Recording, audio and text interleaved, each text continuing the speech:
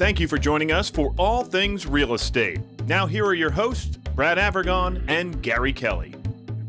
Hi, and welcome to All Things Real Estate. I am Gary Kelly with Lamacchia Realty, and I am joined, as always, by the debonair Brad Avergon with Fairway Independent Mortgage. How are you, Gary?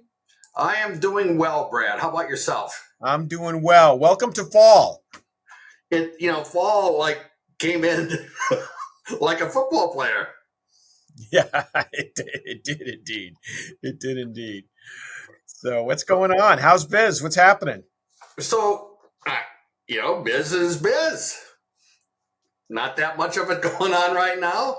We're a little quiet, and that gives us an opportunity to think about things. But we're not completely dead, and so that's a good thing. I look at some people and I say, they're sucking wind, and it's a cyclical business. What are you going to do? Yeah, it absolutely is. But it's just as important to be steady. Actually, it's better to be steady than be doing nothing. So it's good that you guys are moving. I've got some things going on too, and you're right. It is a cyclical business, and there's a saying. I guess it's a saying: "Make hay while the sun is shining." So sometimes we're flat out, and other times we're able to just keep steady. And as you said, think about things and try to come up with creative solutions to new challenges. I've never been good. Knowing that it's a cyclical business, I ought to be able to say, let's say, the week after Christmas, it's going to be quiet. Okay? It always is. There are some people that have to do something by the end of the year and all that. But generally speaking, it's a quieter time of year.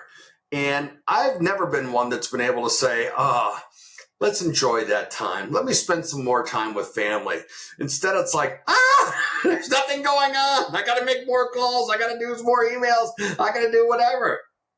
I couldn't agree more. I used to describe myself as Scrooge after Thanksgiving. I'm like, what do you mean you're talking about getting ready for Christmas? Let's get out there and do some more real estate. Let's buy some properties. Let's do things. So I understand completely what you're saying. So let me, we're recording this at the very end of September, but this won't get shown probably till early October. So it's Halloween. So instead of talking about Christmas, let's talk about Halloween, and let's talk about being scared. Scared, yes. Let's talk about it. I want to share two recent appointments that Sue and I had. And I want to compare and contrast them. One is a former client, and the client we knew had taken another job, and the job was far away from her home. So we knew that there was a pretty good chance that she was going to be looking to relocate. And we reached out and we got the Heisman, the strong arm of Heisman. The stiff arm. You got the stiff arm. And she called one day and said, "Can you guys come over?" Like, okay, I guess it's time for the show. And we go over ready to do the show. And I don't mean that in a flip way. We went over respectfully, ready to talk comps and everything else. She had already cleared the house out. She had left stuff that you might consider to be staging material. So the kitchen table was there, furniture in the living room, etc. But she basically has vacated the home and has moved in with her parents because she wants to sell the place and not have to worry about all that. And I'm telling you, I would hire her to do our staging. Colors were all neutral. Place was spotless. Could not have asked for anything more. We said to her, well, what are you going to do after you sell? Well, I'm going to buy a different house. And she doesn't want to get into buying while she's selling. She wants to sell her house, know what her pile of money is, and then be able to buy another one. And we put her in touch with mortgage brokers like yourself and said, here, start to do the work now to find out what you have to spend. Make some presumptions on what you're going to clear from the house. The other house we went to was, ironically, it was the same day and could not have been more different. It was the old family house. The father had died, the daughter had moved into the house, and literally between the father's stuff and her stuff, you could not walk through the house. There was stuff everywhere. And she had put a self-imposed deadline of getting the house on the market this fall. In other words, now. And frankly, it wasn't going to work. It just wasn't going to work. And we had a discussion with her. She was like panicked. She was in a frenzy. And we said to her, listen, no matter how much effort you put into this, because you have a full-time job, you're not going to get this house sold between now and, let's say, Thanksgiving. It's just not going to happen. So why not acknowledge that, put the house on the market, let's say February 1st. Where did that come from? Our experience is that's kind of the start of spring market, unless there's 5 feet of snow on the ground. And then the spring market gets pushed back a little bit. You could see the woman visibly get a sense of relief from that.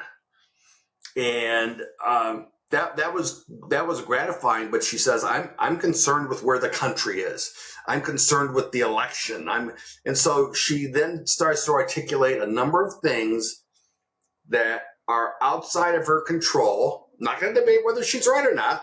Okay, I mean, if she's watching the nightly news, Lester Holt's pointing out things that are chinks in the armor of where we are right now as a nation.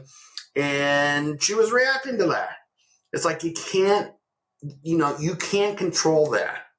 So turn off the TV and focus on what you can focus on, which is getting the house cleared out. So Brad, I've been rambling for a second.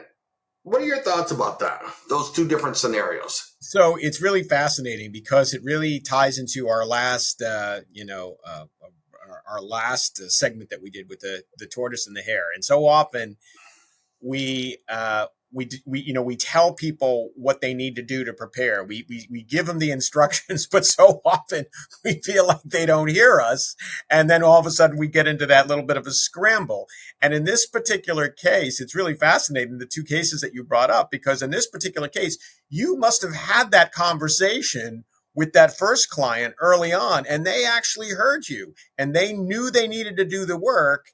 And without any additional prodding from you and Sue, they actually did the work and brought you in at the appropriate time, which is, you can't ask for more than that. That's fantastic.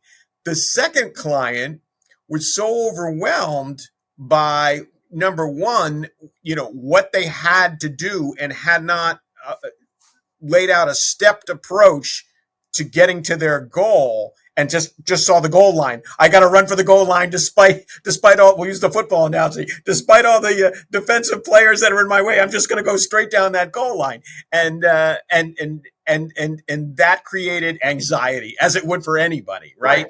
And so you and Sue relieved that anxiety by just saying, okay, let's push the goal line back a little bit and let's create some plays that we can work our way there over a period of time. You just set that timeline a little further back, and hopefully she'll stick to that plan and get everything ready. So when February does come around, it'll be as simple as perhaps as it was with the first client. She'll have those plays in place and have run them. Well, by way of update, the tortoise and the hare. The tortoise has been in their house for a couple of months now and enjoying it, etc. The hare is moving today. So we're basically a month later. The hare is moving today, and the hare is already saying, well, I'm not going to be completely out of my house. There's going to be delays.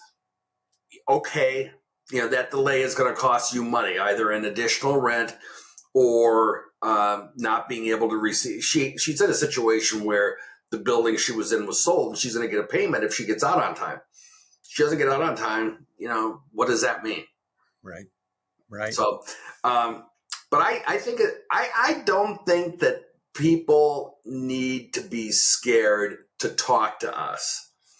We've seen all kinds of homes.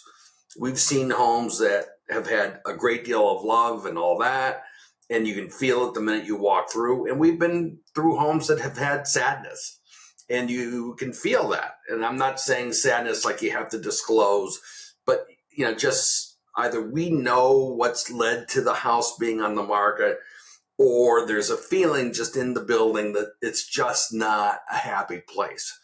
I remember years ago looking for my own home, and I went into a home with a fabulous top real estate agent, Mary Wood. And I remember the house was in Milford. We walked through it. I looked to the right, I looked to the left, and Mary says, "Do you feel something here?"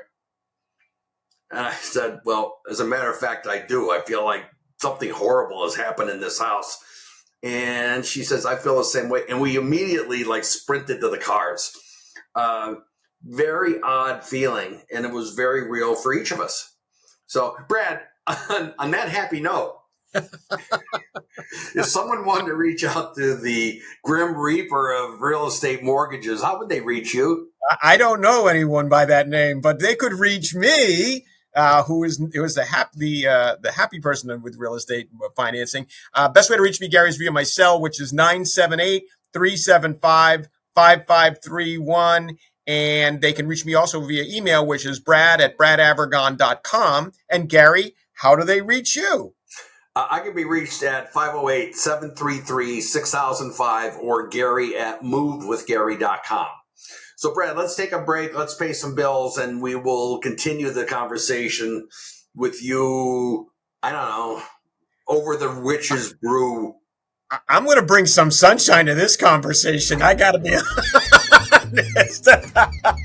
See you on the flip side. Stay tuned. More All Things Real Estate coming right up.